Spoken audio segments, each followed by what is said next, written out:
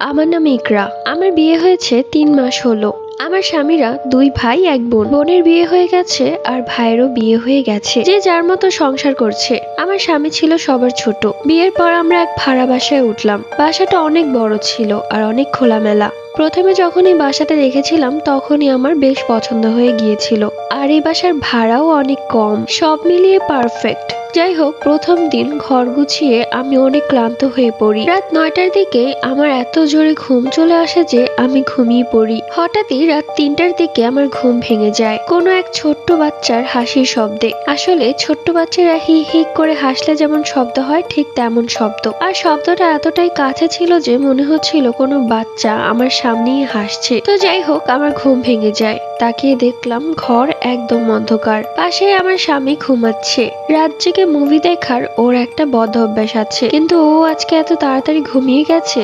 যাই হোক, আমরা দুজনেই বেশ ক্লান্ত ছিলাম সেই দিন। আমি অনুভব করি আমার প্রচন্ড ক্ষুধা পেয়েছে। যেহেতু নতুন বাসায় এসেছি তাই রান্না বান্না কিছুই করিনি। কি রান্না করব ভাবতে ভাবতে মাথায় এলো যে নুডলস আছে, তাই নুডলস রান্না করব। কিন্তু নুডলস এর প্যাকেটটা কোথায় রেখেছি সেটাই মনে পড়ছে না। এক পর্যায়ে আমি উঠে রান্নাঘরে যাই এবং একটা বড় বক্সে আমি নুডলস পেয়েও যাই। এরপর আমি নুডলস রান্না করতে থাকি। আমি শুধু রান্নাঘরের লাইটটাই অন করে রেখেছিলাম আর বাকি সব লাইট অফ ছিল। আমার হাজবেন্ড আবার লাইট অন করলে ঘুমাতে পারে না, তার ঘুম ভেঙে যায়, তাই আমি লাইট অন করিনি, শুধু রান্নাঘরের লাইটটাই অন করেছি। আমি রান্না করতে করতে হঠাৎই আমার মনে হলো কোনো ছোট্ট একটা বাচ্চা হি হি করে হাসতে হাসতে আমার পেছন দিয়ে দৌড়ে গেল। শব্দটা এতটাই স্পষ্ট ছিল যে আমি পেছনে ঘুরে তাকাই, কিন্তু কাউকেই দেখতে পাই না। মনকে বোঝালাম এটা মনের ভুল। এরপর আবারও আমি আমার রান্নায় মনোযোগী হতে লাগলাম, পেঁয়াজ কাটছি। ঠিক তখনই আবারও সেম ভাবে কোনো একটা বাচ্চা হি হি করে হাসতে হাসতে আমার পেছন দিয়ে দৌড়ে গেল। এইবার আমার গায়ের লোম দাঁড়িয়ে গেল।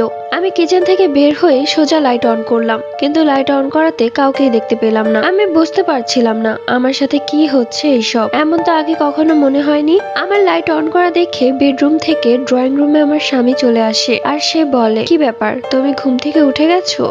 এরপর যা যা হলো আমি সবকিছুই আমার স্বামীকে খুলে বললাম। এসব কথা শুনে সে হেসেই বলল, তুমি বাচ্চাদেরকে অনেক আদর করো তো, তাই সারাদিন বাচ্চাদের শব্দ শুনতে পাও। এরপর আমরা দুজন নুডলস খেলাম এবং আবারও গিয়ে ঘুমিয়ে পড়লাম। ২ দিন পর আমি ঘুমিয়েছিলাম। হঠাৎই কোনো বাচ্চার হাসির শব্দে আমার স্বামীর ঘুম ভেঙে যায়। সে উঠে লাইট অন করে, কিন্তু কাউকেই দেখতে পায় না। এরপর আমিও উঠে যাই।